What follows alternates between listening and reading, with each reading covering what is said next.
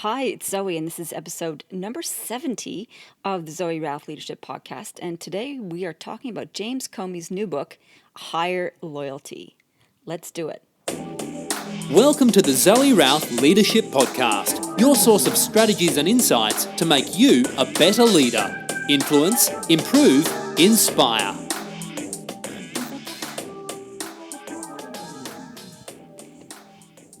So excited to talk with you again today. It's been a while since I had an episode like this where it's just you and me, my friends.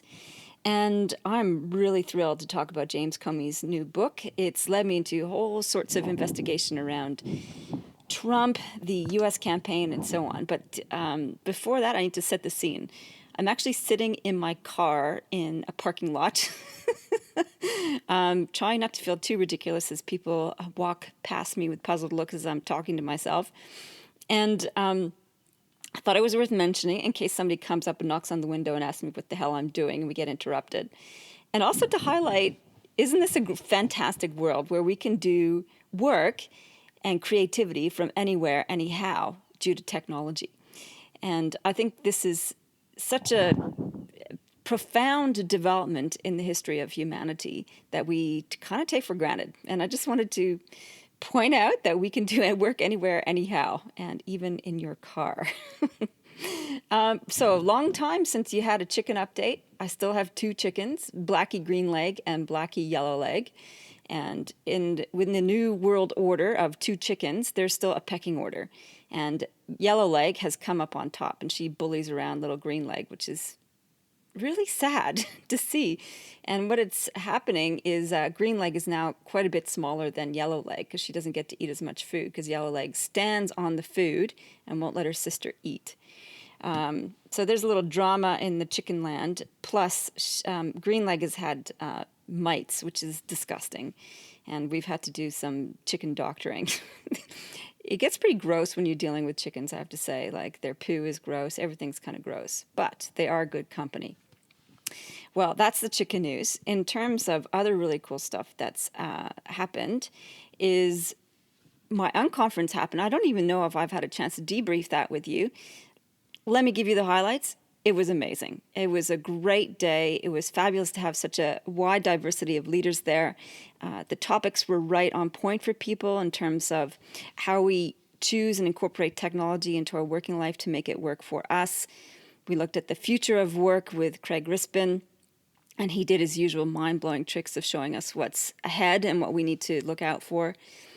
Amy Silver did a great job of talking about how we need to connect better in our performance reviews and have them be more performance previews to feed forward rather than feedback. I did a great song and dance on loyalty, of course, and I'm pretty passionate about helping workplaces and teams work better together because life really sucks when you don't get along with your team, that's for sure. We launched my new book, Loyalty. Yay! I love this book. It was a lot easier to write. That's probably part of the reason. And probably because this is my third book, I got into the rhythm of it a lot more quickly. I knew what to expect. But what I love about this book is that it's so practical and pragmatic to really help you get a handle on what you can do to set your team up right for success and for a good, solid engagement, as well as ongoing processes to make sure that you're on top of culture. Okay. What else is happening? I've got my Larapinta Leadership Retreat, almost a full house, 7 out of 8 spots taken. That heads out, it's next week. Awesome. And Leaders Edge Mastermind, my third group will be starting in July, and we're half full of that as well. So I'm pretty excited about all the excellent work I'm doing these days, particularly with teams doing facilitation around their team leadership culture compass and how they can work effectively together. So that's my little professional update, etc. Let's get into talking about James Comey's new book, A Higher Loyalty. What would you expect from a book like this, right? He was sacked very publicly without prior knowledge by President Trump. Was that a year ago? Maybe a year ago? In any case, you'd think a book like this is got to be all about bringing Trump down and to justify himself and to give his side of the story. Well, I didn't find it to be the case necessarily. So let me say from the outset, whatever your opinion is on Trump or Clinton in particular, your opinion is likely not to be changed by anything in this book, whether you're for or against either one of them. A lot of the facts have already been out in public since Comey gave his testimony. And he is not saying anything new in that regards about the Trump campaign, the Trump presidency, or the Clinton email affair. So you're not going to get any new facts or perspective from that point of view. However, the book has significant value in other areas. In fact, there's very little of the book actually dedicated to the Trump presidency. 2/3 of the book is not about that at all. It's about his own leadership development, his own leadership experiences. And therein lies the value of the book. I think it's an interesting showcase of a leader's journey, in particularly ending up in a very high-profile position. So in the research for this episode, I read James Comey's book, then I read the other book that's out on the Trump presidency, Fire and Fury, which is a lot harder to read. I think James Comey has a much better style. Fire and Fury has a rapid pace to it and uses a lot of slang and jargon, and probably to give you the edginess of what they portray in the Trump land. I also watched the Netflix series that's out on Trump, so got a little bit of the deeper background onto Trump's background in terms of how he rose as a construction magnate, I guess, and business magnate. Magnate, not magnet. How do you pronounce that? As a business dude. Let's call him that. I watched the Lee Sales interview from ABC, which came out about a week or so ago. And what else? I did some internet research as well. I really wanted to explore perspective and really test what I knew and what I was feeling about the Trump presidency and the relationship with some of the people that he's sacked, such as Comey. So this is what I learned through all of that, and in James Comey's books in particular. One of the things that he showcases at the beginning is the good leaders and the bad leadership experiences that he had. So one of his most influential leaders was a manager at a supermarket where he worked as a kid. And he describes in great detail some of the incidents where he got in trouble and how this leader responded to him. And the leader responded with grace, kept his cool, and always highlighted the lesson rather than chastise the person, so that you, in his respect for the person receiving the constructive feedback, you respect the leader in return. And I think this had a profound impact on Comey because he experienced a leader firsthand who could stay composed, who saw the higher, bigger picture than just the incident, was not defensive or reactive, and was fair. Comey also shares one of the incidents as a kid where he partook in bullying. He was bullied as a kid, and then he also partook in bullying. And he still cringes about it 40, 50 years later, thinking about the deliberate cruelty he set upon another kid because he was part of a gang. And he reflects deeply on this and on how we can be swayed by others around us and because of our desire to belong. And I think it was an important lesson for him that stayed throughout because he dwelled on the fact that he didn't have the courage or the strength to stand up to what was happening, to do the thing that was right. And this is a theme that comes out later when he talks about the Clinton email scandal and then his sacking, basically, and some of the interactions he had with Trump. Comey talks a lot about the courage to be humble. And I think that's an interesting concept, isn't it? He said humility is really important in a leader. Confidence is also really important. Or maybe that's what he said. He had the confidence to be humble. I think that's right. So you need to be confident enough to be a leader, and you need to be even more confident to be humble in your leadership, to admit that you don't know everything, to seek opinion, to seek perspective. And he highlights this as one of the strengths of Obama's leadership. So Comey worked had interactions with three presidents, George W. Bush, Obama, and then President Trump. And he discusses the differences in them through the book. And in Obama, he notices in particular, his ability to be confident enough to be humble, and that Obama often sought out the opinions of others. He was not so blind as to think that he had all the answers, and he was always very curious.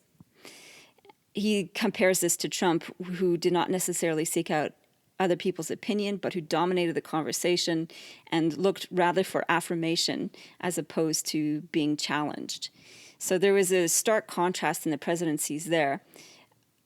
Even Bush, he said, had a little bit more of Obama to him in terms of being open to other opinions, had a self-deprecating kind of humor, which is a type of humility. But the deep kind of humility that Obama portrayed was quite different in Comey's book. So the confidence to be humble was a key point. Listening was another key theme that came out of Comey's book, and he showcased this comparing the three presidents. That Bush would listen, but listen with a different, not as much depth as Obama. When you had a conversation with Obama, according to Comey, it was a push and pull experience. You pushed your opinion, you got pulled at your opinion, and it was a mutual seeking of understanding, a real exploration of what each person thought, why they thought that way, how the perspective came to be. And so in this kind of deep listening, you were enriched in the conversation and you sought to learn, to grow, and to understand. And I think, well, first of all, my friend Oscar Trimboli, who wrote the book Deep Listening, would enjoy this part of the book because it's critical to really being able to grow as leaders is to explore perspective. And actually, I said that too quickly. I think we need to really highlight that. Our ability to explore perspective is probably one of the most fundamental things we can do as leaders to really advance our leadership and be more inclusive and to be more flexible and to be more responsive and to be more ethical. So this listening piece, I think, is one of the most profound things that is in James Comey's book. And he contrasts this with Trump's listening or lack of listening. He said in a Trump interview or Trump interaction, it was a one-way diatribe from Trump. And it was, as I mentioned, more about affirmation than exploration of perspective. So this, forget the presidents. I think this as a concept is really important for us to latch onto and to really explore. The third piece I wanted to focus on in terms of the value of Comey's book was this notion of higher loyalty. Now, of course, you know, my third book is called Loyalty. I talk about loyalty in very different contexts. I talk about it in terms of stopping unwanted staff turnover and building team engagement. And for me, loyalty in that context is about advocacy and not longevity. And that's the key point of my book. In Comey's book, he used that phrase, a higher loyalty, in reference to a very pivotal conversation he had with Trump, which is out in the public domain, where he had a dinner one-on-one with Trump at the White House, where Trump basically said, I expect loyalty, I need loyalty. And what he was inferring was personal loyalty, which means you go to bat for me, the individual. And in that conversation, Comey relates how he just sat and stared at the president, trying not to say anything because he was so shocked at what the connotation of that request was all about.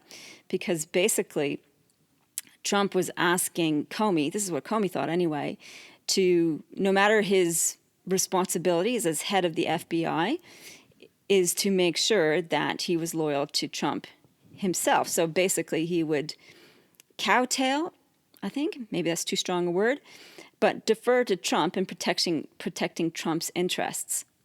Now, here's the part of the book that I don't think is so great, is that Comey makes parallel comparisons to the mob at this point. He makes it up front at the beginning of the book and also at this point, because he said in the mob, this is what it's like, is that you swear fealty to the head of the family. So very much like swearing fealty in days of old, where you pledge allegiance to your lord, you pledge allegiance to the head of the mafia family, and you cannot break such loyalty unless you have to kill someone. It's a crazy world, but so he said he explains how it works in the mafia, and then he paralleled that to what he was experiencing in his conversation with Trump, basically making the comparison that what Trump was asking was kind of like what the mob gangsters asked. Now, I get where he's coming from. He's highlighting that this personal loyalty thing comes from a different style and context of leadership. But I think it's a bit much to do a side-by-side comparison like that. It's one thing to be head of a mob and to dictate that kind of loyalty, and it's another thing entirely to be head of a business empire and to demand personal loyalty, and then to demand personal loyalty as a president. The important thing to take out of that comparison, though, is the dangers inherent in it, because that kind of loyalty is blind loyalty, and it means sacrificing all other values in order to be personally committed to the individual, which, by the way, I highlight in my own book as one of the dangers of that kind of loyalty. So what Comey explains as a higher part of loyalty is a higher loyalty commitment of values, and this is the part that I like. Is he says, when you know what your values are, you are guided by those, and they trump any, oh, pardon the pun, that was totally not deliberate, they trump any other requirements. So in his perspective, he was loyal to the ethics of what the FBI stood for, an independent, non-political force that was to investigate crimes and criminal activity, whether in government or out. And so he was loyal to that principle and not to any individual or head of state. And so when the president asked him for his loyalty, he didn't say anything. Trump came back to it later on in the dinner, of course, and says, what about, I expect loyalty. And Comey famously replies, you'll always have honesty from me. And then Trump, trying to spin it to his advantage, says, I like that, honest loyalty. And Comey, not knowing what else to do and hoping to shut down the conversation, said, yes, honest loyalty. So it was loyal in his honesty. Fabulous. So what can you get out of this book?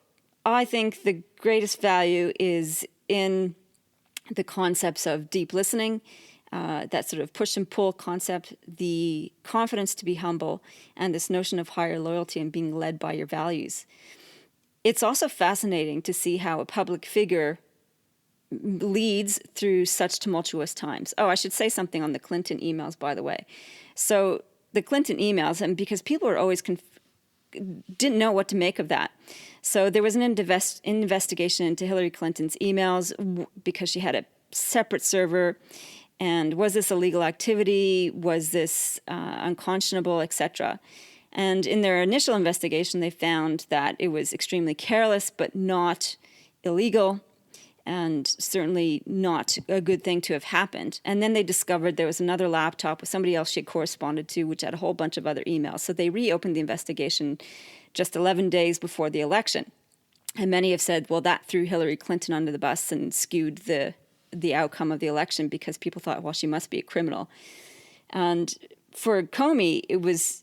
in the book, he highlights, I was in an impossible position. If you don't do anything, it comes out later that you had this information, you didn't announce it, then it looks like you were colluding in support of Clinton. And if you do come out with it now, it positions her in a very negative light. So he said there's a disastrous consequence, which is basically... if he hid the fact that they're reopening an investigation, he would break the trust of the American people and the FBI.